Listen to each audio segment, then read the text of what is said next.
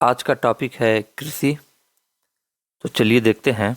पहला पॉइंट दिया है कि भारतीय कृषि का इतिहास लिखा था। तो भारतीय कृषि का जो इतिहास लिखा था MS रंधावा ने। ठीक है। भारत में एग्रो इकोलॉजिकल जोन्स या किसी पारिस्थितिकीय क्षेत्रों की कुल संख्या कितनी है? तो एग्रो इकोलॉजिकल जोन्स के टोटल नंबर्स हैं 20 यानी 20। बात करें दिया है कथन और कारण का। कथन दिया है कि भारत की शुष्क पेटी की अर्थव्यवस्था प्रधानतः किसी पर आधारित है या किसी आधारित है। बात सही है। जो भारत की शुष्क पेटी की अर्थव्यवस्था है वो प्रधानतः किसी पर ही आधारित है। रीजन दिया इसमें द्वितीय हरित क्रांति के लिए बहुत क्षमता है। रीजन भी सही है, लेकिन जो ए एवं आर दोनों सही है, परंतु आर जो है ए की सही व्याख्या नहीं करता है। क्लियर। आगे चलिए देखते हैं।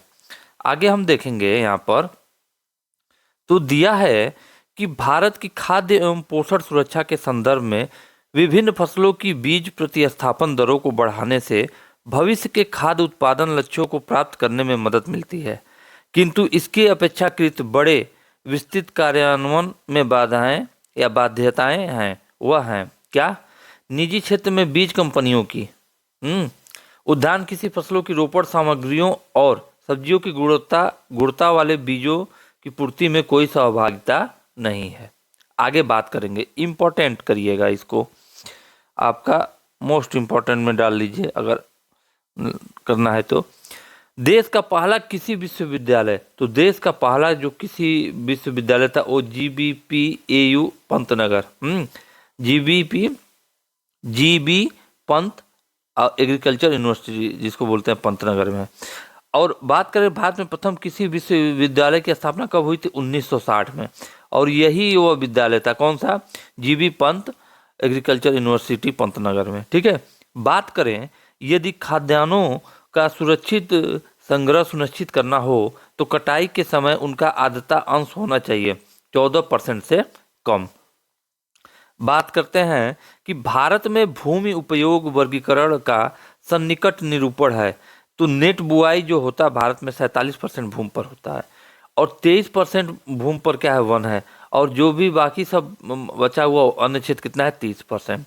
कृषि में युग्म पैदावार का आशय है। युग्म पैदावार का मतलब एक साथ एक ही खेत में दो फसल का मतलब रोपण हो या उगाया जाए। तो विभिन्न मौसमों पर दो फसल उगाने से होता है। मिश्रित खेती की प्रमुख विशेषता है पशुपालन और शस्य उत्पादन को एक साथ करना मिश्रित खेती की प्रमुख विशेषता है। प्रकृति पर आधारित निर्भरता, उत्पादकता का निम्न स्तर, फसलों की विविधता तथा बड़े खेतों की प्रधानता में से भारतीय कृषि की विशेषता नहीं है। तो भारतीय कृषि की जो विशेषता नहीं वो क्या है? बड़े खेतों की प्रधानता। जो भारतीय कृषि हैं या जो भारतीय खेत हैं वह छोटे छोटे टुकड़ों में बटे हुए रहते हैं, मेड़बंदी हुई रहती है उनकी। ठीक है। तो इन जितने ऊपर उपरोक्त दिए गए थे कंडीशन, उसमें से जो बड़े खेतों की प्रधानता है वह आपको भारत की किसी की विशेषता में नहीं आता है या नहीं देखने को मिलता है। बात करें, कथन दिया है कि पारंपरिक खेती के आधुनिक वैज्ञानिक खेती में रूपांतरण में हरित क्रांति की तकनीकी की महत्वपूर्ण भूमिका रही है। जो परंपरागत खेती हो रही थी, आधुनिक वैज्ञानिकों की खेती में रूपांतरण में हरित क्रांति की तकनीकी की महत्वपूर्ण भूमिका रही है। बात सही है। इसमें सामाजिक एवं पर्यावरणीय लागत सम्मिलित नहीं है, यह भी बात सही है। तो ए तथा आर दोनों सही है, परंतु आर ए की सही व्याख्या नहीं करता है। इसमें सामाजिक एवं पर्यावरणीय लागत सम्मिलित नहीं है। बात तो यह सही है, लेकिन इसका व्याख्या नहीं करता है। बात करते हैं जनसंख्या का दबाव, प्रच्छन्न बेरोजगारी, सहकारी कृषि एवं भू जोत का छोटा आकार में से एक भारतीय कृषि की निम्न उत्पादकता का कारण नहीं है। तो सहकारी खेती जो है यह भारतीय कृषि की निम्न उत्पादकता का कारण नहीं है। आगे हम बात करें कि यहाँ पर भारत में संकार्य जोतों का सबसे बड़ा औसत आकार है कहाँ पे? राजस्थान में। आगे हम बात करें, भारत में कृषि को समझा जाता है जीविकोपार्जन का साधन। तो भारत में जो कृषि है वो जीविकोपार्जन का साधन मतलब क्या है कि अपना जीवन उसी पर आश्रित रहता है जो लोग कृषि में सम्मिलित रहते हैं।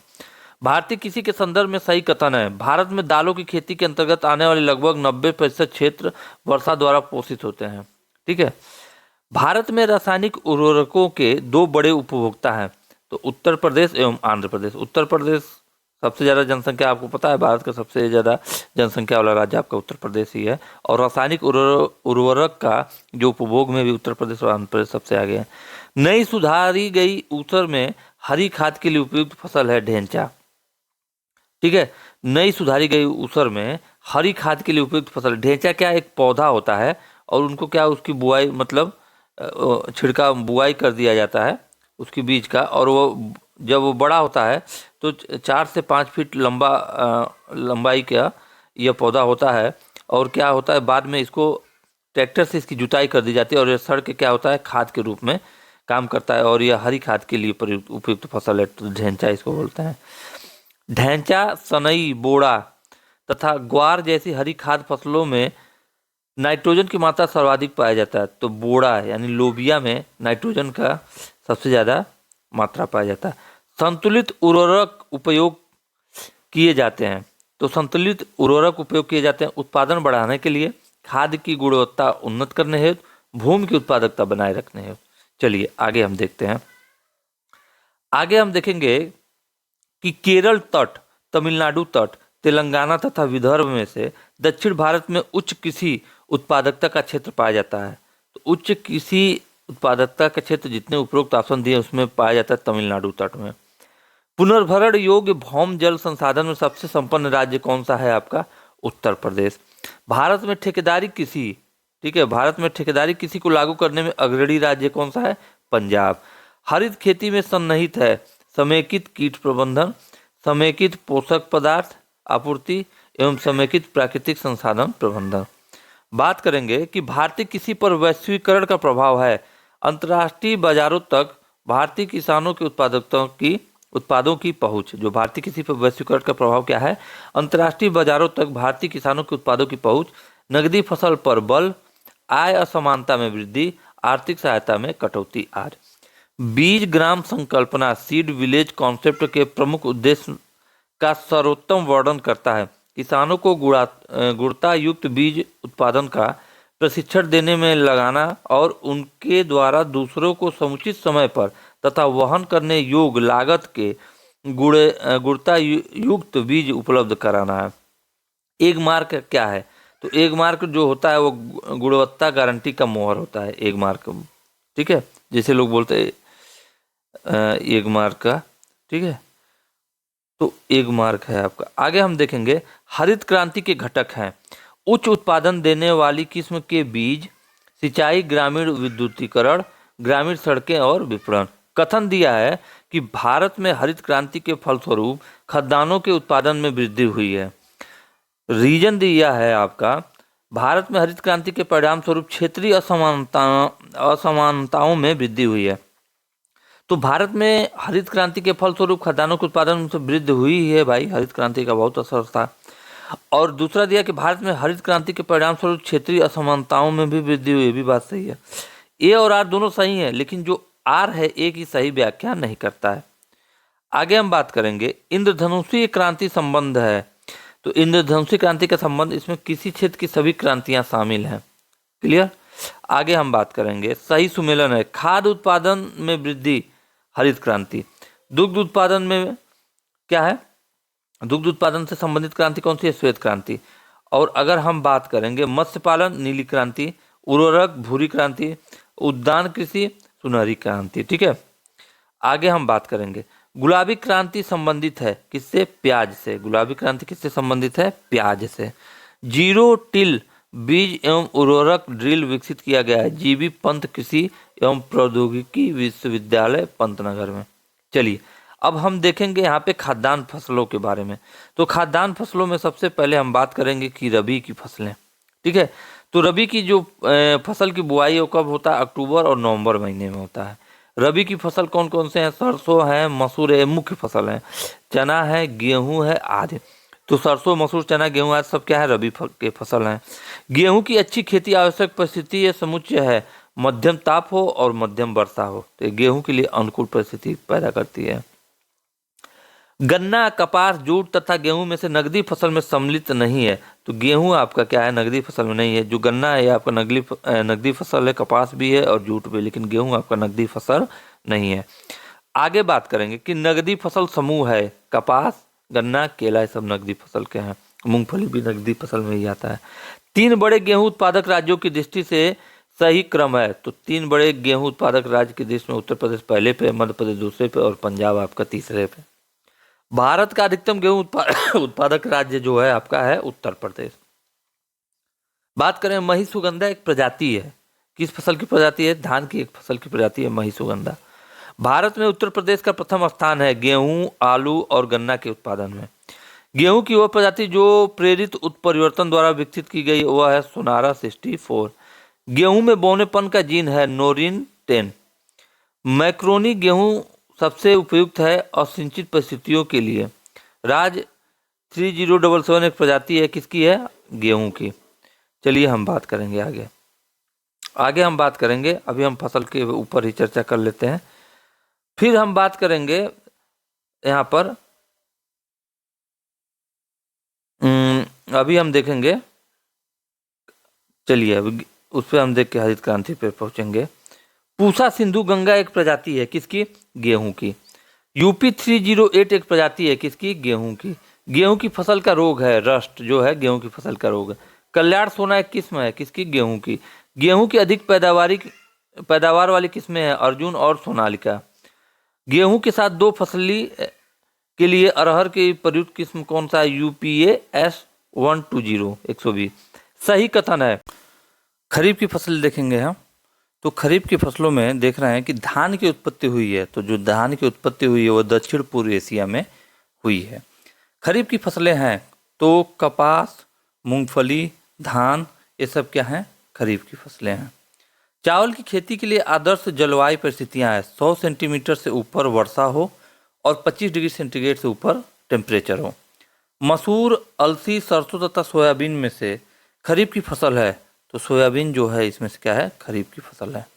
भारत में प्रमुख खाद्यान्न है, तो भारत में प्रमुख खाद्यान्न क्या है आपका, चावल। खेती के अंतर्गत क्षेत्र के अनुसार भारत में सबसे महत्वपूर्ण खाद्य फसल है कौन सा, चावल। भारत में वह फसल जिसके अंतर्गत सर्वाधिक क्षेत्रफल है वो कौन सा है, धान। भारत में चावल की खेती के अंतर्गत सर्वाधिक क्षेत्र पाया जाता है किसमें, उत्तर प्रदेश में। भारत में प्रति हेक्टेयर चावल का औसत उत्पादन वर्ष 2014-15 में था कितना, 2390 किलोग्राम। भारत के चावल के कटोरे क्षेत्र का नाम है किसड़ा गोदावरी डेल्टा क्षेत्र का। धान की उत्पादकता सर्वाधिक है पंजाब राज्य में। जया, पद्मा एवं कृष्णा उन्नत किस्में है किसकी, जो ये एक बीज हैं सब धान की। अमन धान उगाया जाता है, जून जुलाई में बुआई होती है, नवंबर दिसंबर में कटाई होती है। पूसा सुगंधा 5 एक सुगंधित किस्म है किसकी, धान की। बरानी द्वीप है धान की एक किस्म है। बासमती चावल की संकर प्रजाति है पूसा RH10।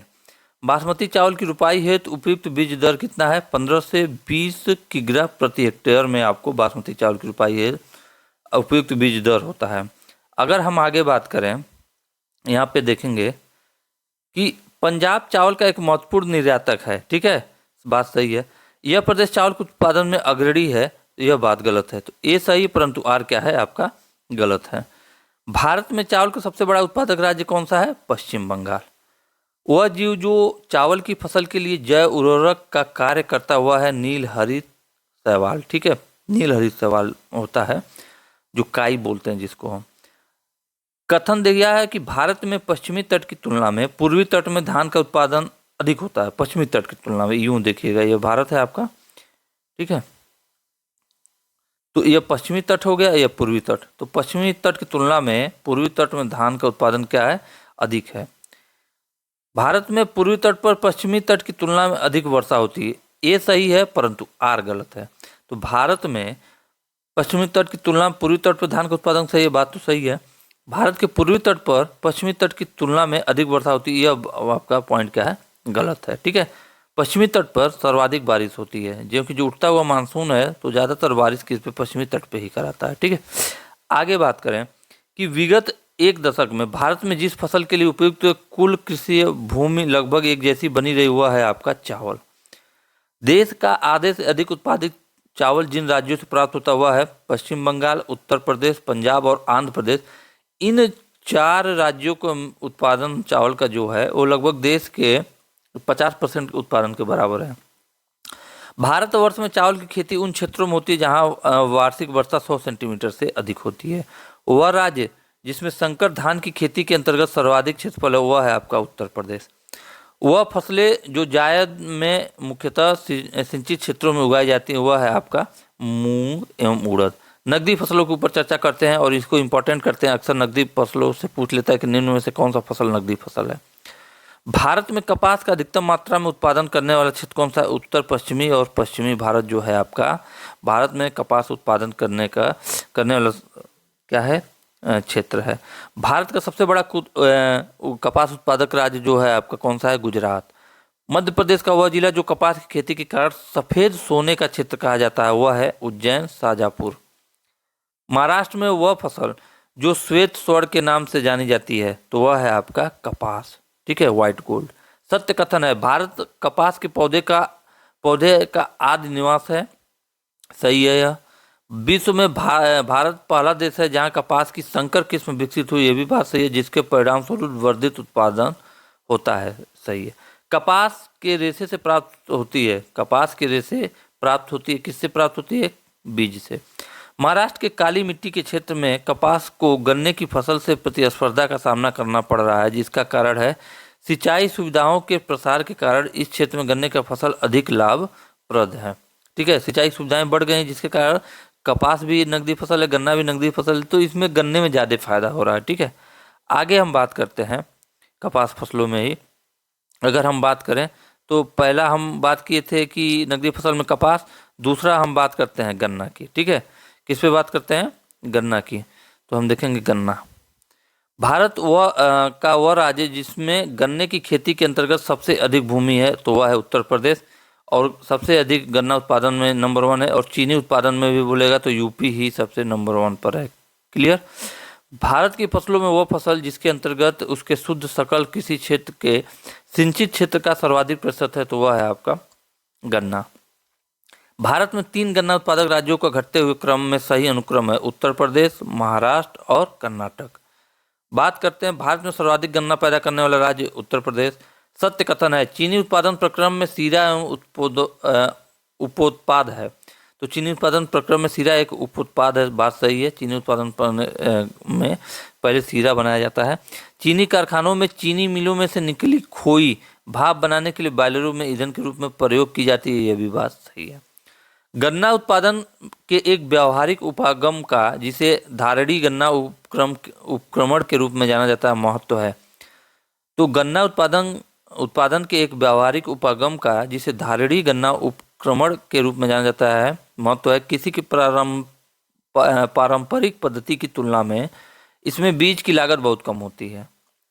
इसमें चेवन यानी ड्रिप सिंचाई का प्रभावकारी प्रयोग हो सकता है। कृषि का पारंपरिक पद्धति की तुलना में इसमें अंतरासेशन की ज़्यादा गुंजाइश है। गन्ने में शर्करा की मात्रा घट जाती है यदि पकने की अवधि में क्या गिर जाए? पाला गिर जाए। जब गन्ना पकने के समय हो तो उस समय पाला गिर जाए तो उसमें मिठास कम हो जाता है। आगे हम बात करेंगे कि चीनी उद्योग में संबंधित कथन सही है।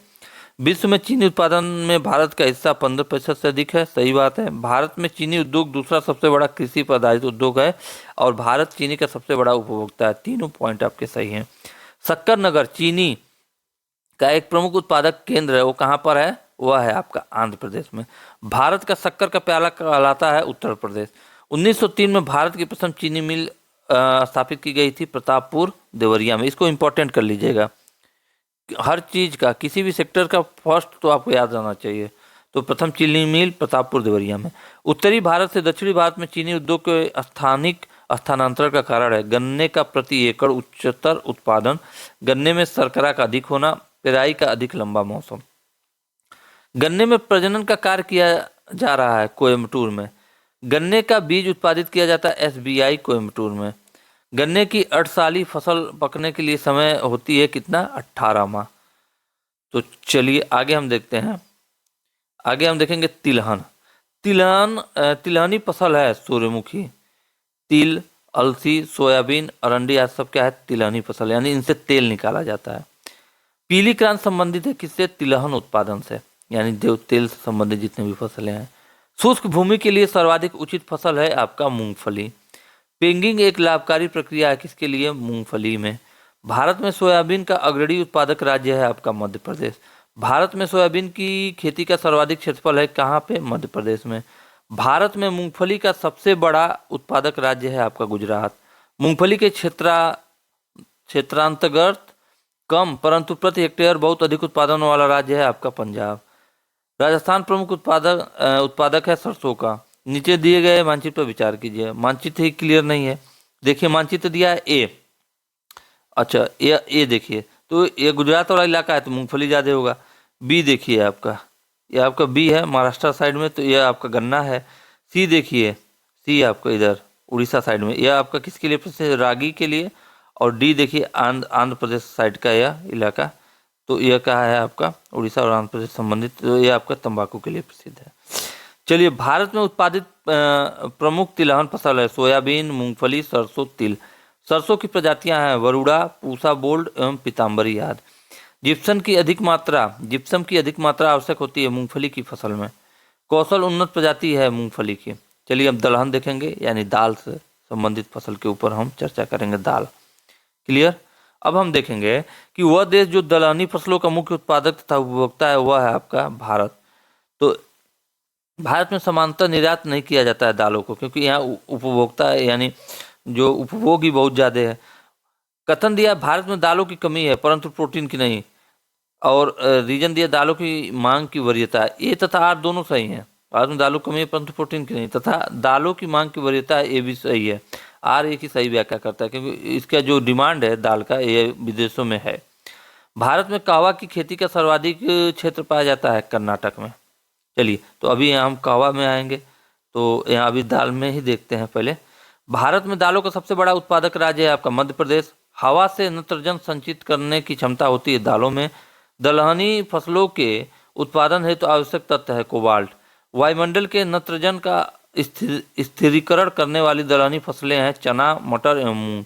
दलहनी फसलों में संतुलित खाद का अनुपात एनपीके कितना है? 1:2:2। अरहर का जन्म स्थान कौन सा है? भारतवर्ष। मालवी चमत्कार एक प्रजाति है किसकी? अरहर की। बहार एक प्रसिद्ध प्रजाति है अरहर की। और मटर की पत्ती विहीन जाति है अरपड़ा की। रेशम की बात करते हैं।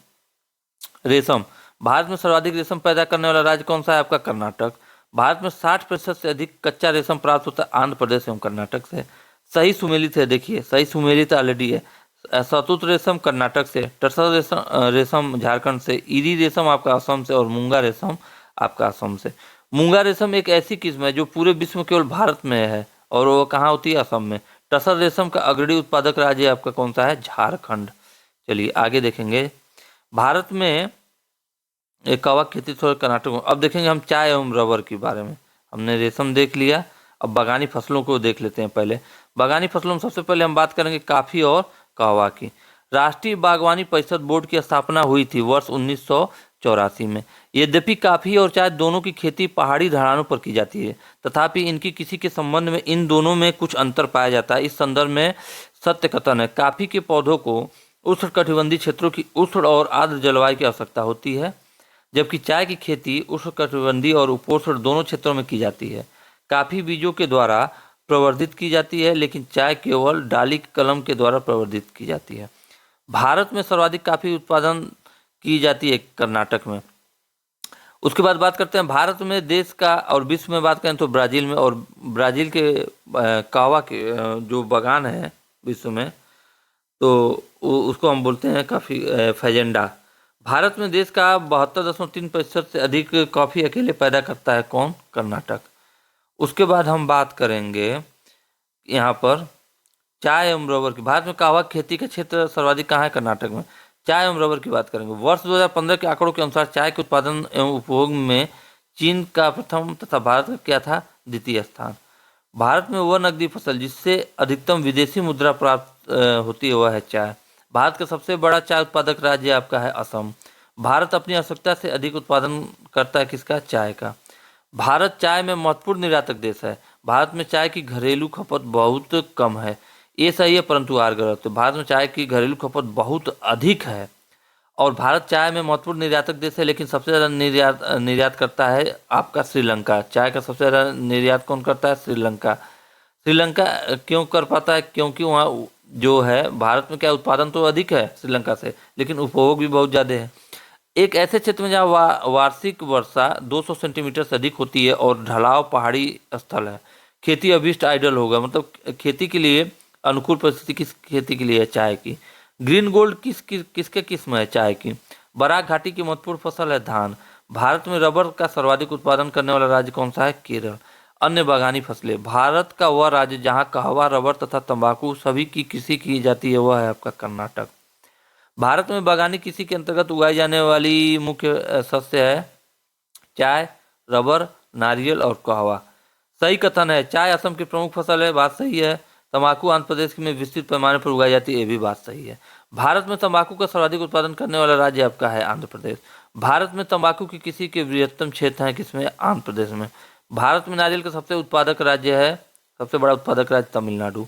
काली मिर्च की अधिकतम उत्पादक विश्व में कहाँ होता है? वियतनाम और भारत में। इलायची उत्पादन के लिए प्रसिद्ध राज्य है आपका केरल, कर्नाटक और तमिलनाडु। केरल राज्य विश्व भर में जाना जाता है गर्म मसालों के संवर्धन के लिए। मसालों का बागान कहा जाने वाला राज्य है आपका केरल। लौंग प्राप्त होता है पुष्पकली से। बात करते हैं लौंग की मुख्यतः होती है, लौंग की खेती मुख्यतः होती है कहाँ पे? केरल में, तमिलनाडु में और कर्नाटक में। आगे हम बात करेंगे यहाँ पे सही सुमेलन। जूट, देखिए यहाँ पे हम देखेंगे जूट के ऊपर, जूट है, ठीक है। यह कहाँ है? पश्चिम बंगाल में उत्पादन। चाय असम में, रबर केरल में, गन्ना उत्तर प्रदेश। भारत में काली मिर्च की खेती के लिए अनुकूल दशाएं हैं। उष्ण और आर्द्र जलवायु, 200 सेंटीमीटर वार्षिक वर्षा, 1100 मीटर तक की ऊंचाई के पहाड़ी ढाल, 15 डिग्री सेंटीग्रेड से 30 डिग्री सेंटीग्रेड तक वार्षिक ताप परिसर। भारत में काला सोना के रूप में जाना जाता है काली मिर्च एवं कोयला को, और सफ़ेद सोना जो हमने बताया अभी ऊपर, क्या सफ़ेद सोना जो है आपका व्हाइट गोल्ड, वह था आपका कपास। आगे बात करते हैं भारत में मसालों का सर्वाधिक उत्पादक राज्य है आपका गुजरात। काजू का प्रमुख उत्पादक राज्य है आपका महाराष्ट्र। चलिए आगे हम बात करेंगे। यहाँ पे देखेंगे हम कृषि का एक प्रकार है झूमिंग कृषि, ठीक है। झूमिंग कृषि के बारे में हम देखेंगे यहाँ पर कि झूमिंग अथवा पैडा पद्धति है किसका? जंगल काटकर सूखने को छोड़ना। झूमिंग सर्वाधिक व्यवहृत है कहाँ पे? नागालैंड में। नागालैंड में सर्वाधिक झूमिंग कृषि होता है। अब देखेंगे चलवासी कृषि। जिन राज्यों के पहाड़ी क्षेत्रों की प्रमुख समस्या वह है आपका असम तथा झारखंड। कृषि में विविध देखेंगे। सही सुमेलित है। केरल जो है किसका उत्पादन है? टेपियोका। गुजरात जो है कपास का। पश्चिम बंगाल आपका पटसन का। गुजरात क्या है? मूंगफली का। सही सुमेलित है। सुमेलित ऑलरेडी सही है। आलू उत्तर प्रदेश, नारियल केरल, केला आपका तमिलनाडु और तंबाकू आपका आंध्र प्रदेश। बृहत्तम उत्पादक देख लेंगे। भारत में आलू का सर्वाधिक उत्पादन होता है कहाँ पे? उत्तर प्रदेश में। राष्ट्रीय केला अनुसंधान केंद्र स्थित है त्रिची में। भारत में खाद्यान्नों का उनके उत्पादन का सही ह्रासमान क्रम है, मतलब सबसे ज़्यादा, फिर कम, फिर कम, फिर कम। तो चावल, फिर गेहूँ, फिर मोटे अनाज, फिर दालें। भारत का वह राज्य जो खाद्यान्न उत्पादन में अधिकतम अंशदान करता है उत्तर प्रदेश। भारत का वह राज्य जो कपास, मूंगफली तथा नमक के उत्पादन में प्रथम स्थान है किसका? गुजरात का। आगे चलिए देखते हैं। आगे हम देखेंगे कि कृषि उत्पादन और अग्रणी उत्पादक देखेंगे। चना जो है, चना के उत्पादन में मध्य प्रदेश, और काली मिर्च केरल। अनानास की बात करें तो पश्चिम बंगाल। सही सुमेलन है। फसलें ले लेंगे, फसलनाशक जीव ले लेंगे। तो चावल में जो फसलनाशक जीव है वह घुंडी या मतकूड़ है। गेहूं में एफिड है। गन्ना में शीर्ष परो वेधक शलभ, और चना में है गोलक शलभ, ठीक है। अच्छा, सही सुमेलन है। फसल का नाम है, बीमारी का नाम। गन्ना में क्या होता है? रेड रॉट, पत्तियां लाल लाल दिखाई देने लगती हैं, वो आपके। धान में देखेंगे खैरा रोग लगता है, बहुत इंपॉर्टेंट। खैरा से कई बार आ चुका है एग्जाम में, ठीक है। धान में कौन सा रोग लगता है? खैरा रोग। अरहर में लगता है उकटा या विल्ट। उकटा क्या होता है? जो अरहर होते हैं, अरहर के पौधे, वह सूखने लगते हैं। आलू में झुलसा या लेट ब्लाइट हो जाता है, ठीक है। हरित बाल रोग पाया जाता है बाजरे में। गन्ना, चुकंदर, स्वीट पी, चना, अरहर और फरासबीन आते हैं त्रिपादप कुल के अंतर्गत। वर्ष 2015-16 में भारत में कुल खाद्यान्न उत्पादन था 251.57 मिलियन टन। विश्व में फल उत्पादन में भारत का स्थान है दूसरा। भारत का सर्वाधिक पटसन उत्पादन राज्य है पश्चिम बंगाल। भारत में जूट उद्योग प्रमुख केंद्रित है पश्चिम बंगाल में। गंगा के निचले मैदानों की यह विशेषता है कि यहाँ वर्ष भर जलवायु उच्च तापमान के साथ आर्द्र बनी रहती है। इस क्षेत्र के लिए सबसे उपयुक्त फसल है धान और जूट। भारत में जूट सर्वाधिक क्षेत्रफल है पश्चिम बंगाल में। वर्ष भर बोई जाने वाली फसल है मक्का। मक्का के लिए सही कथन है। मक्का का मंड के उत्पादन के लिए प्रयोग किया जा सकता है। मक्का से निष्कर्षित तेल जैव डीजल के लिए फीड स्टॉक हो सकता है। मक्का के प्रयोग से अल्कोहली पेय उत्पन्न किया जा सकता है। मक्का की फसल पकने की अवधि है 110 दिन। C4 पौधा है मक्का का। भारत के 3 शीर्ष मक्का उत्पादक राज्य है आपके कर्नाटक, मध्य प्रदेश एवं बिहार। शक्तिमान 1, शक्तिमान 2 अनुवांशिक परिवर्तित फसलें हैं किसकी? मक्का की। आगे हम बात करेंगे, अब देखेंगे हम किस पर, अब आ चुके हैं हम केसर पे। भारत में केसर का वाणिज्यिक स्तर पर उत्पादन होता है कहाँ पे? जम्मू और कश्मीर में। और इसके जिस मिट्टी पर इसका होता है, ठीक है, उस क्षेत्र को हम बोलते हैं करेवा मिट्टी, केसर के उत्पादन के लिए, ठीक है, करेवा। भारत में केसर की सबसे अधिक मात्रा उत्पन्न होती है कश्मीर में। फसलें देखेंगे, भौगोलिक परिस्थितियां देखेंगे। जौ जो है क्या है, उनके लिए भौगोलिक परिस्थिति ठंडी जलवायु हो तथा अपेक्षाकृत कम उपजाऊ मृदा भी चलेगा। चावल की बात करेंगे, तप्त और नम जलवायु तथा उपजाऊ मृदा चाहिए। मिलेट ज्वार या बाजरा जिसको बोलते हैं आदि, तप्त और शुष्क जलवायु तथा अल्प उपजाऊ मृदा। चाय की बात करेंगे तो गर्म और नम जलवायु तथा उच्च तुंगता। सही सुमेलन है। कपास में वर्षा 500 से 1000 mm, तापमान 18 से 22 डिग्री सेंटीग्रेड। फ्लैक्स में वर्षा 600 से 800 mm, तापमान 5 डिग्री से 18 डिग्री सेंटीग्रेड। चुकंदर में वर्षा 500 से 600 mm, तापमान 18 डिग्री से 22 डिग्री सेंटीग्रेड। पटसन में 1500 से 2000 mm, तापमान 25 डिग्री सेंटीग्रेड से 35 डिग्री सेंटीग्रेड। सेंटीमीटर मत समझिएगा बारिश, ये बारिश mm में है। फसल चक्र जो पूर्वी उत्तर प्रदेश के लिए सर्वाधिक उपयुक्त समझा जाता है वो कौन सा फसल चक्र है? धान, मक्का और गेहूं। भागीरथी घाटी में राजमा और आलू की खेती प्रारंभ करने का श्रेय दिया जाता है किसको? विल्सन को। सही सुमेलन है, यह सुमेलित है। काफी बोर्ड कहाँ पे है आपका? बेंगलुरु में। रबर बोर्ड की बात करें तो कोट्टायम में है जो केरल में है। चाय बोर्ड की बात करें कोलकाता में। तंबाकू बोर्ड की बात करें गुंटूर जो आंध्र प्रदेश में है। गुंटूर कहाँ पे है आपका? आंध्र प्रदेश में। आगे हम बात करेंगे कि सब्जी उत्पादन में भारत का स्थान है द्वितीय। विश्व में सब्जियों का सर्वाधिक उत्पादन करने वाला देश कौन सा है? चीन। दूसरे नंबर पर आपका भारत। आम की बीज रहित प्रजाति है सिंधु। आम की वह किस्म जो दशहरी एवं नीलम के क्रॉस से विकसित की गई है वह है आपका आम्रपाली। ललित उन्नत किस्में हैं किसकी? अमरूद की। आम की नियमित फसल वाली प्रजाति है दशहरी 51, बेंगालोरा जिसको तोतापरी बोलते हैं, नीलम और आम्रपाली आदि। कंचन एक उन्नत किस्म है आंवला की। केले का अधिकतम उत्पादन होता है तमिलनाडु में। बुर्लाक पुरस्कार दिया जाता है किसी विज्ञान के क्षेत्र में। आगे हम देखेंगे यहाँ पर प्रसंस्करण हेतु आलू की सबसे अच्छी किस्म है कुफरी चिप्सोना 2। राष्ट्रीय खाद्य सुरक्षा मिशन एक लक्ष्य धारणी रीति से देश के चुनिंदा जिलों में खेतीगत जमीन में बढ़ोतरी एवं उत्पादकता में वृद्धि लाकर कुछ फसलों की उत्पादकता में वृद्धि लाना है। ये फसलें हैं केवल चावल, गेहूं, दलहन, बाजरा एवं चारा की फसल। वह फसलें जो अधिकांशतः निर्वाह मूलक कृषि के अंतर्गत पैदा की जाती है, मोटे अनाज तथा चावल। अदरक का तना जो मिट्टी में उगता है और खाद का संग्रहण करता हुआ है आपका प्रकंद। अनाज के दानों का उत्पादन है ओट मिल। उत्तराखंड में उगाए जाने वाला अनाज मंडुआ जिसको कोदा भी बोलते हैं का निर्यात जिस देश में अधिकांशतः किया जा रहा है वह देश है आपका जापान। प्रमुखतया वर्षा आधारित फसल है मूंगफली, तिल और बाजरा। वह फसलें जो दलहन, चारा और हरी खाद के रूप में प्रयुक्त की जाती है लोबिया, अरहर एवं मूंग।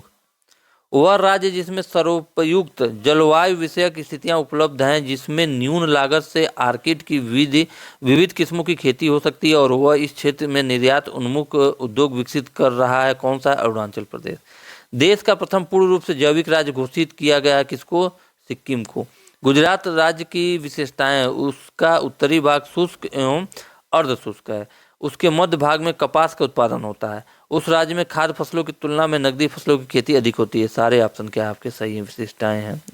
भारत में ग्वार क्लस्टर बीन का पारंपरिक रूप से सब्जी या पशु आहार के रूप में प्रयोग किया जाता है या उपयोग किया जाता है, किंतु हाल में इसकी खेती ने महत्व का स्थान प्राप्त किया। इस संदर्भ में सही कथन है। इसके बीजों से निर्मित गोंद सेल गैस के निष्करण में प्रयुक्त होता है। आगे बात करें कि भारत में पश्चिम बंगाल मछली का सबसे बड़ा उत्पादक है और रीजन दिया पश्चिम बंगाल के सागर तट के किनारे मत्स्य उद्योग सुविकसित है।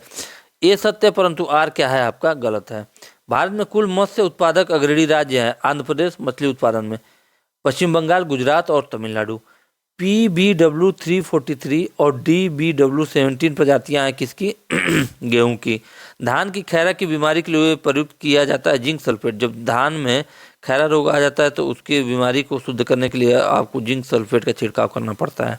भारत में आम का उत्पादन करने वाला प्रथम राज्य आपका है उत्तर प्रदेश, आंध्र प्रदेश और कर्नाटक, तेलंगाना। कभी कभी आसन देता है कि आम के लिए प्रसिद्ध एक स्थल मलिहाबाद, क्या कहता है मलिहाबाद किस राज्य में उपस्थित स्थित है, तो वह है आपका उत्तर प्रदेश में। विश्व के फल उत्पादन में भारत का योगदान है लगभग 15%। बात करें हम पशुपालन की, तो पशुपालन में देखेंगे स्टॉक फार्मिंग है पशुओं का प्रजनन। प्रति 100 हेक्टेयर सकल कृषि क्षेत्रों में मवेशियों की संख्या का घनत्व सबसे अधिक है बिहार में। भारत की लगभग 1/3 गाय बैलों की संख्या 3 राज्यों में पाई जाती है, मध्य प्रदेश, उत्तर प्रदेश एवं पश्चिम बंगाल। सही कथन है, मध्य प्रदेश में भारत के गाय बैलों की सर्वाधिक संख्या पाई जाती है, सही है। उत्तर प्रदेश में भारत के भैंसों की सर्वाधिक संख्या पाई जाती है और आंध्र प्रदेश में भारत की भेड़ों की सर्वाधिक संख्या पाई जाती है। भारत में तमिलनाडु गाय के दूध का सबसे बड़ा उत्पादक है। भारत में सर्वाधिक दूध देने वाली बकरी की नस्ल है जमुनापारी। थारपरकर प्रजाति की गाय पाई जाती है राजस्थान के सीमावर्ती क्षेत्र में। गाय की जो नस्ल अधिक दूध देती है वह है साहिवाल। विश्व में दूध उत्पादन क्षेत्र में भारत का स्थान है आपका प्रथम। भारत में दुग्ध का सर्वाधिक उत्पादन होता है उत्तर प्रदेश में। ऑपरेशन फ्लड का संबंध है दुग्ध उत्पादन एवं वितरण से। भारत की श्वेत क्रांति का जनक है डॉक्टर वर्गीज कुरियन को। श्वेत क्रांति संबंधित है दुग्ध उत्पादन से। राष्ट्रीय डेयरी शोध संस्थान स्थित है आपका करनाल में। आगे हम बात करते हैं कुंद्रेमुख क्षेत्र संबंधित है लौह अयस्क से। वह भारतीय राज्य जहां लौह अयस्क उपलब्ध नहीं है वह है आपका पंजाब। राजस्थान की नाथरा की पाल क्षेत्र में पाया जाने वाला खनिज है लौह अयस्क। बैलाडीला खान संबंधित है लौह अयस्क और है कहाँ पे यह है आपका छत्तीसगढ़ में सीजी में। भारत में सबसे बड़ी मशीनीकृत खान है आपका बैलाडीला का खान। बात करते हैं जस्ता की। एशिया का श्रेष्ठ जस्ता एवं सीसा अयस्क भंडारण उपलब्ध है कहाँ, भीलवाड़ा जिले के रामपुरा अगुचा में। राजस्थान का लगभग एकाधिकार है जस्ता पर। चांदी की बात करें तो भारत के प्रमुख चांदी उत्पादक राज्य आपका राजस्थान एवं कर्नाटक है। तांबे की बात करें तो मध्य प्रदेश में तांबा पाया जाता है। मलाज खंड बालाघाट जिला में स्थित है। वह राज्य जिसमें तांबे का सबसे अधिक भंडार है वह है आपका राजस्थान। भारत में सर्वाधिक शीर्ष उत्पादक तांबा शीर्ष उत्पादक राज्य हैं आपका मध्य प्रदेश, राजस्थान और झारखंड। भारत में सर्वाधिक निकेल उत्पादन होता है उड़ीसा में। सही सुमेलन है। चंद्रपुर है आपका महाराष्ट्र में, तांबा क्षेत्र है। हासन जो है कर्नाटक में, खम्बम है आपका तेलंगाना में और खेतड़ी जो है आपका राजस्थान में। बॉक्साइट की बात करें, बॉक्साइट अयस्क है एल्युमिनियम का। भारत के 2 शीर्षस्थ बॉक्साइट उत्पादक राज्य है वह है उड़ीसा एवं गुजरात। टीन की बात करें तो भारत में टीन अयस्क का प्रमुख भंडार है छत्तीसगढ़ में। और भारत में टीन का अग्रगण्य उत्पादक राज्य भी कौन सा है, छत्तीसगढ़। ठीक है, चलिए आगे बात करते हैं अधात्विक खनिज के ऊपर। पहला देखेंगे अभ्रक। भारत में अभ्रक का सबसे उत्पादक राज्य है, सबसे बड़ा उत्पादक राज्य आंध्र प्रदेश। भारत में अभ्रक संसाधन सर्वाधिक है आंध्र प्रदेश में। आगे अगर हम बात करेंगे कि भारत की सबसे बड़ी अभ्रक मेखला वाले जिले हैं हजारीबाग, गया और मुंगेर। आगे बात करें विश्व में अभ्रक का अग्रणी उत्पादक कौन है, चीन। संगमरमर की बात करें तो सर्वोत्तम किस्म का संगमरमर पाया जाता है मकराना में। संगमरमर है एक कायांतरित चट्टान एवं पुनर्विकृत चूना पत्थर। ऊर्जा खनिज की बात करें तो सबसे पहले बात करेंगे कोयला में। भारत के शैल तंत्रों में कोयला निचियो डिपॉजिट्स का प्रमुख स्रोत है गोंडवाना तंत्र। भारतीय कोयले का अभिलक्षण है उच्च भस्म अंश, निम्न सल्फर अंश। भारत के शैल समूहों में से जो गोंडवाना शैलों को सबसे महत्वपूर्ण मानने के लिए तर्क उपयुक्त है, इनमें भारत का 90% से अधिक कोयला का भंडार पाया जाता है। प्राप्त जानकारी की वर्तमान स्थिति और संसाधन परिस्थितियों को देखते हुए भारत 30 वर्ष तक आत्मनिर्भर रहेगा किसमें, कोककारी कोयला में। छोटा नागपुर औद्योगिक क्षेत्र का विकास संबंधित है कोयला की खोज में। छोटा नागपुर के जो औद्योगिक क्षेत्र है वो कोयले की खोज के लिए संबंधित है। देश में कुल कोयला उत्पादन में झारखंड की भागीदारी है 20%। वह राज्य जिसमें नामचिक नामफुक कोयला क्षेत्र अवस्थित है अरुणाचल प्रदेश। कोरबा कोयला क्षेत्र अवस्थित है आपका छत्तीसगढ़ में। सही सुमेलन है दामोदर घाटी है आपका कोयला खदान, वहाँ कौन सी है बराकर। सोन घाटी में आपकी उमरिया, गोदावरी घाटी में आपका है सिंगरेनी और महानदी घाटी में है आपका तलचर। तलचर एक प्रसिद्ध कोयला क्षेत्र है, कहाँ पर है वह? उड़ीसा में। भारत में कोयला उत्पादन में छोटा नागपुर का योगदान है लगभग 80%। कोयला क्षेत्र जिसमें कोयला भंडारण सर्वाधिक है झरिया और रानीगंज, ये झारखंड में है। झारखंड में कोयला की खानें स्थित है झरिया में। लिग्नाइट निकृष्ट कोट का कोयला है जिसमें कार्बन की 35 से 40% है, ये सही है। भारत में झारखंड लिग्नाइट का सर्वप्रमुख उत्पादक है, लेकिन आर क्या है आपका? गलत। ये सत्य परंतु आर गलत है। अगर हम बात करते हैं यहाँ पर भारत में लिग्नाइट कोयले का सर्वाधिक जमाव पाया जाता है कहाँ पे? तमिलनाडु में। कोयले का अंतर्राज्यीय परिवहन रेलवे द्वारा संपन्न किए जाने वाले परिवहन का एक प्रमुख घटक है, सही बात है। उसके बाद बात करेंगे बंगाल झारखंड कोयले की खदानें पश्चिमोत्तर राज्यों की कोयला आपूर्ति का प्रमुख स्रोत है, ये भी सही है। ए तथा आर दोनों सही है तथा आर एक ही सही व्याख्या है। विश्रामपुर प्रसिद्ध है किसके लिए? कोयला खनन के लिए। सही सुमेलन है, देखिएगा कोयला क्षेत्र दिया राजपूत। करणपुरा कोयला क्षेत्र कहाँ पे? झारखंड में। सिंगरेनी आपका आंध्र प्रदेश में, नेवेली आपका तमिलनाडु में और कोरबा आपका छत्तीसगढ़ में। कोयले के वृहत सुरक्षित भंडार होते हुए भी भारत मिलियन टन कोयले का आयात करता है, क्योंकि भारत के अधिकतर विद्युत संयंत्र कोयले पर आधारित हैं और उन्हें देश से पर्याप्त मात्रा में कोयले की आंतरिक आपूर्ति नहीं हो पाती। इस्पात कंपनियों को बड़ी मात्रा में कोक कोयले की आवश्यकता पड़ती है, जिससे आयात करना पड़ता है।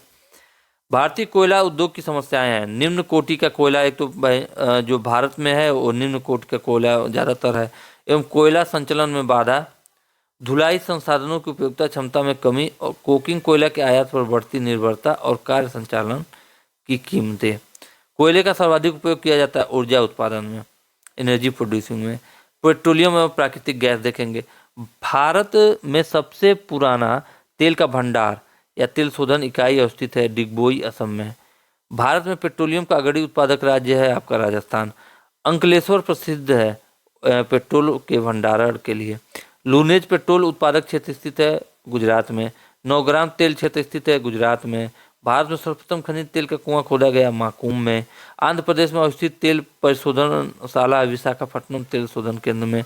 पनागुड़ी तमिलनाडु प्रसिद्ध है पवन चक्कियों एवं रॉकेट इंजन प्लांट के लिए। और देखेंगे भारत में सर्वप्रथम तेल ऊर्जा संकट प्रारंभ हुआ था 1970 से और 1980 के दौरान। आगे हम देखेंगे यहाँ पर हल्दिया जो है तेल शोधन कहाँ पर है? पश्चिम बंगाल में। जामनगर है आपका गुजरात में। बात करते हैं कोच्चि की, तो आपका है कोच्चि की बात करें तो आपका है केरल में।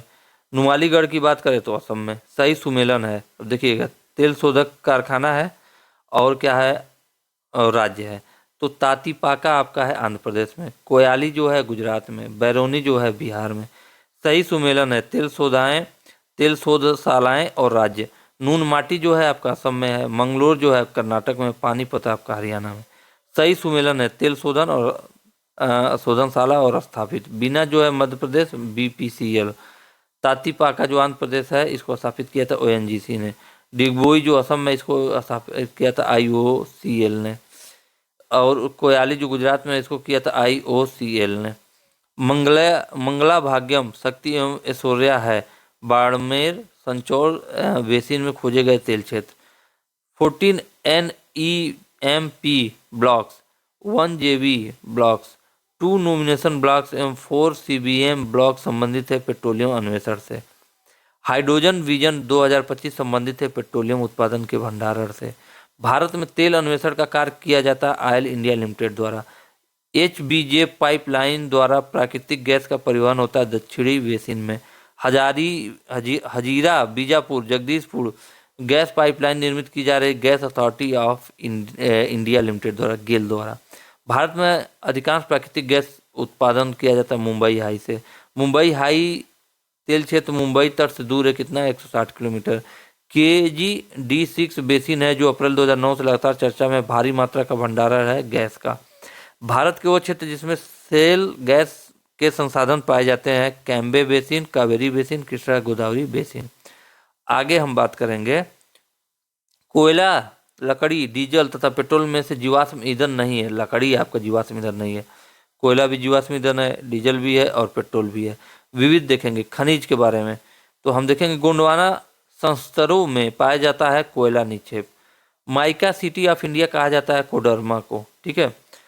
तांबा, गार्नेट, मैग्नीज एवं पाइराइट में से कायांती चट्टानों से संबंध करेंगे गार्नेट। क्वार्टरजाइट कायांतरित होता है मेटोमॉर्फोज बलुआ पत्थर से।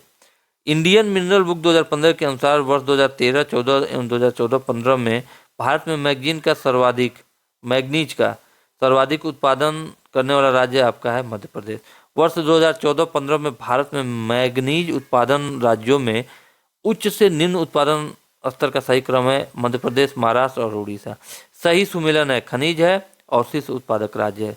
लोएस्क उड़ीसा, तांबा राजस्थान, सोना कर्नाटक, अभ्रक आपका है आंध्र प्रदेश। सही सुमेलन है खनिज तेल जो है आपका गुजरात से, जिप्सम आपका राजस्थान से, बॉक्साइट आपका उड़ीसा से। हेमटाइट, बॉक्साइट, जिप्सम तथा लिमोनाइट से धातु खनिज नहीं है। कौन सा? जिप्सम आपका यह धातु खनिज नहीं है। भारत का वह प्रमुख जिप्सम उत्पादन राज्य है, भारत का प्रमुख जिप्सम उत्पादक राज्य आपका राजस्थान में। वह उत्पादन जो चूरू, बीकानेर, श्रीगंगानगर पट्टी में बहुतायत मात्रा में पाया जाता है, जो कि पहला पर्यावरण प्रदूषण का कारण है, दूसरा मिट्टी की उर्वरता को बढ़ाने में काम आता है, तीसरा गुणात्मक संवर्धन वैल्यू एडिशन के उपरांत इसका उपयोग स्वास्थ्य एवं निर्माण क्षेत्र में होता है। वो कौन सा है आपका? जिप्सम। सही सुमेलन है खनिज देखेंगे, प्राप्ति के प्ररूपी क्षेत्र देखेंगे। कोयला जो है करणपुरा, स्वर्ण जो है सोना यानी हट्टी में, और अभ्रक जो है नेल्लोर, मैग्नीज जो है आपका भंडारा। चलिए हम बात करेंगे सही सुमेलन है। मकूम जो है आपका कोयला से संबंधित है। डल्ली राजहरा जो है लौह से है। कोरापुट आपका बॉक्साइट संबंधित है। और चित्रदुर्ग आपका मैग्नीज से। सही सुमेलन है। बादाम पहाड़ लोएस के लिए प्रसिद्ध है। कोडरमा आपका अभ्रक के लिए, मोसाबनी तांबा के लिए, और रवा जो है आपका खनिज तेल पेट्रोलियम के लिए। सही सुमेलन है। बादाम पहाड़ उड़ीसा, डल्ली राजहरा छत्तीसगढ़, कुंद्रेमुख आपका कर्नाटक, नोवा मुंडी आपका झारखंड। सही सुमेलन है। राखा जो है तांबा से संबंधित है। अमरकंटक जो है बॉक्साइट से, अंकलेश्वर खनिज तेल से, और खेतड़ी आपका तांबा से। सही सुमेलन है। खनिज पदार्थ खनन क्षेत्र ग्रेफाइट जो है आपका रामपाल, सीसा जो है जावर, लवड़ जो है यानी नमक जिसको बोलते हैं डिंडवाना, और उसके बाद आपका चांदी जो है बेलतारी। उसके बाद हम करते हैं तांबा, सोना, लोहा, कोयले का सही क्रम है खेतड़ी, कोलार, कुंद्रेमुख और झरिया। कोयला आपका झरिया संबंधित है, लोहा आपका कुंद्रेमुख से है, सोना आपका कोलार क्षेत्र में मिलता है, और खेतड़ी में आपका मिलता है तांबा। स्वर्ण कोलार क्षेत्र, लोहा कुंद्रेमुख, लोएस क्योंझर, और कोयला आपका कोरबा। जो ऑप्शन दिया है उस हिसाब से ही काम करेंगे। वह राज्य जिसका क्रोमाइट उत्पादन में लगभग एकाधिकार है उड़ीसा। आगे हम बात करेंगे आगे देखेंगे यहाँ से कि सही सुमेलन है।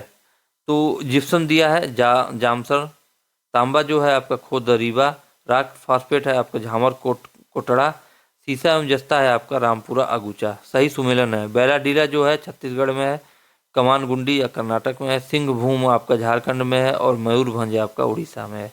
सही सुमेलन है।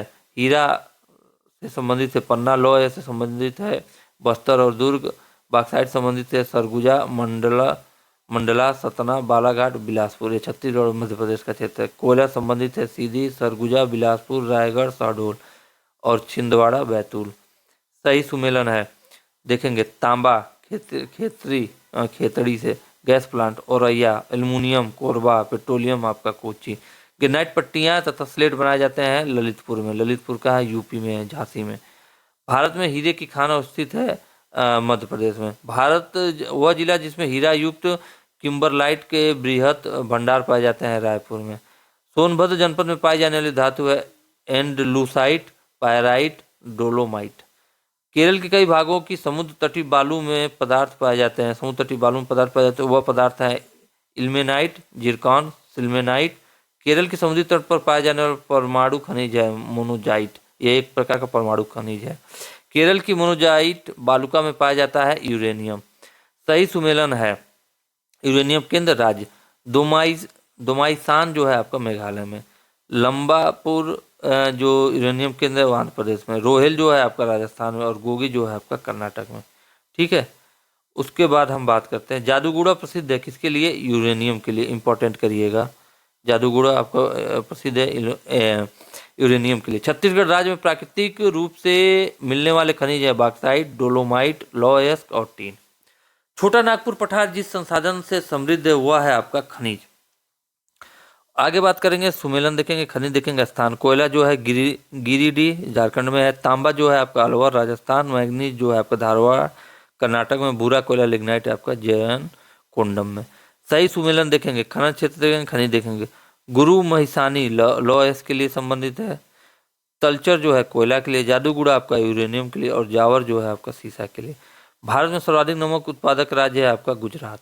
चलिए आगे हम बात करेंगे कि निवेली ताप विद्युत संयंत्र का भरण करते हैं तृतीयक कोयला लिग्नाइट से।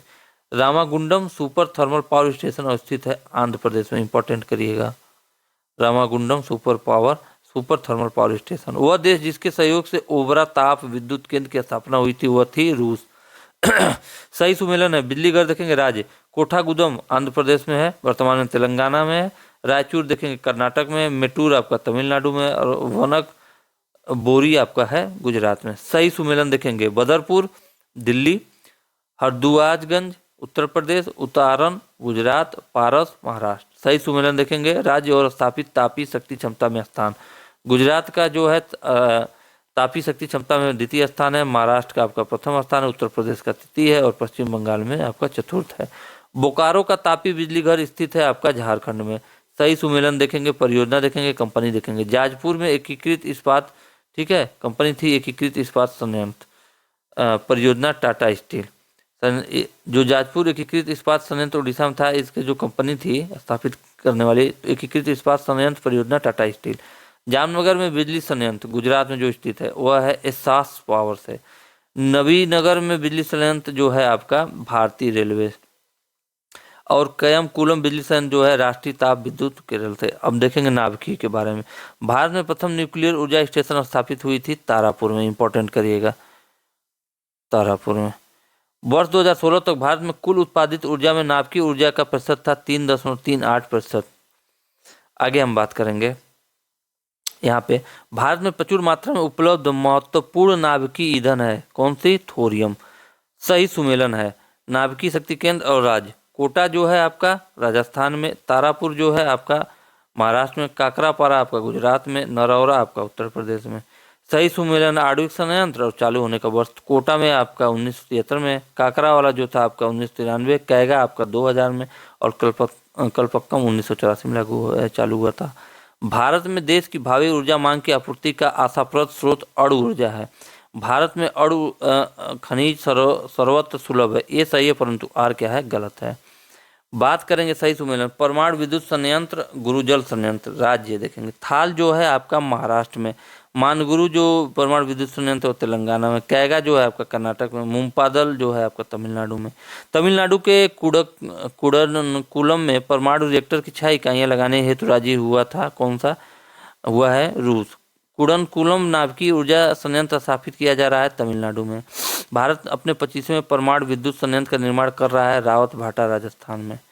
भारत का 20वां परमाणु बिजली घर कैगा कर्नाटक में। परमाणु ऊर्जा हेतु भारी जल संयंत्र स्थापित है हजीरा, बड़ौदा, कोटा, मानगुरु, थाल आदि में।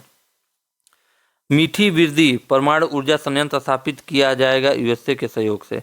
अणु शक्ति विद्युत निगम लिमिटेड एक संयुक्त उपक्रम है भारतीय परमाणु ऊर्जा निगम की, एनटीपीसी का।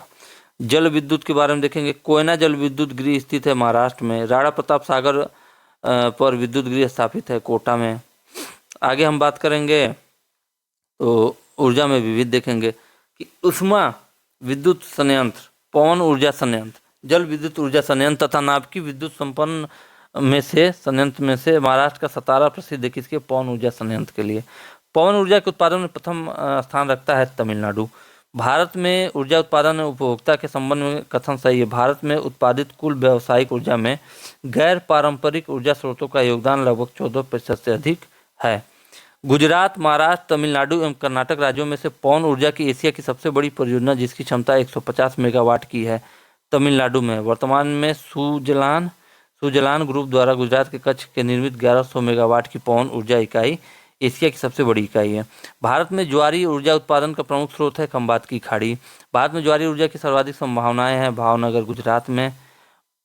MMTC, MTNL, NCAL तथा NHPC में विद्युत उत्पादक के क्षेत्र से संबंधित है NHPC। भारत का वह राज्य जो बिजली के प्रति व्यक्ति क्षमता और उत्पादन में प्रथम स्थान पर है वह है आपका गुजरात। भारत में प्रति व्यक्ति प्राथमिक ऊर्जा की खपत वर्ष 2014-15 में थी 423.5 किग्रा तेल के बराबर, यानी कि 17,731 मेगाजूल। भारत में अपना सौर ऊर्जा प्लांट लगाने वाला प्रथम गांव रामपुरा स्थित है उत्तर प्रदेश में।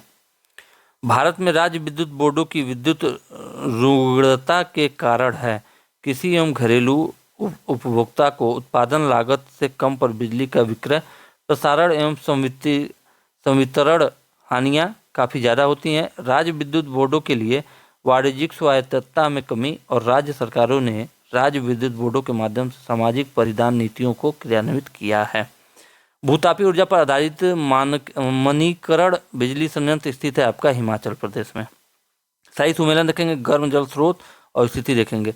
मणिकरण जो है आपका कहाँ पे है? हिमाचल प्रदेश में। अनहोनी जो है आपका मध्य प्रदेश में और तप्त पानी आपका उड़ीसा में।